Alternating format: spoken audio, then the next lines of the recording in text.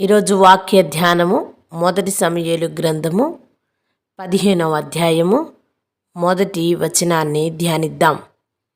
ఒకానొక దినమున సమూయేలు సౌలును పిలిచి, యెహోవా ఇశ్రాయేలుకు తన జనుల మీద నిన్ను రాజుగా అభిషేకించుటకై నన్ను పంపెను.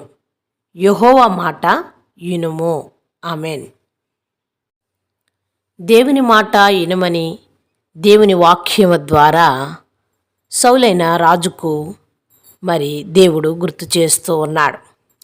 సమూయేలు ప్రవక్త ద్వారా సౌలైన రాజును అభిషేకించిన అభిషేకాన్ని జ్ఞాపకం చేస్తూ, సౌలు తన శక్తితో రాజు కాలేదు, కానీ యెహోవా పంపిన సమూయేలు చేత అభిషేకించబడ్డాడు అని దేవుని వాక్యం తెలియచేస్తుంది.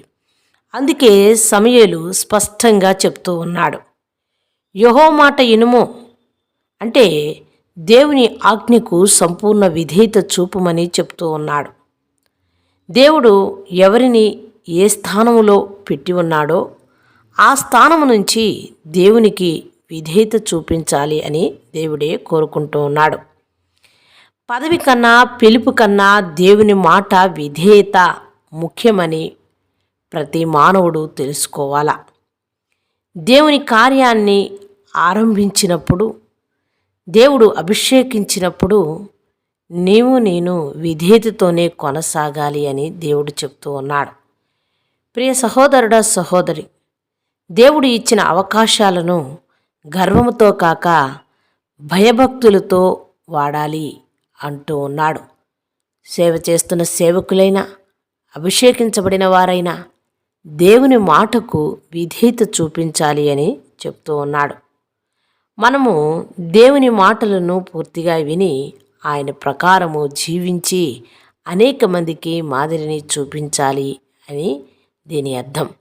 ప్రియ సహోదరుడా, సహోదరి, దేవుడు పిలుపుకు నిన్ను పిలిచినప్పుడు నీవు ఆ పిలుపును విధేయతతోనే ఆరంభించాలి అని చెప్తూ ఉన్నాడు. అంటే ఇక్కడ ఆజ్ఞకు, ఆయన మాటకు విధేయత చూపించడం గురించి దేవుని వాక్యము సూచిస్తుంది. మరి ఈరోజు నేను కూడా అట్టి విధేయత చూపించాలని ప్రార్థన చేసుకుందామా? పరిశుద్ధుడైన పరలోకపు తండ్రి, నీవు మమ్మను పిలిచిన విధానమును బట్టి కృతజ్ఞతలు చెల్లిస్తున్నాం. నీ కృపచేత మమ్మల్ని నిలబెట్టినందుకు నీకు కృతజ్ఞతాస్తోత్రములు తెలియపరుస్తున్నాం.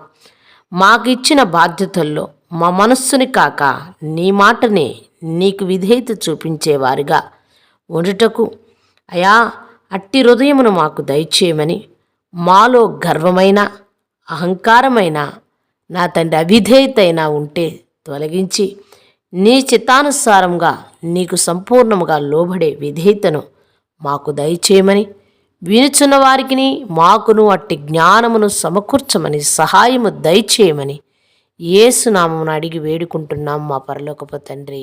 ఆమెన్.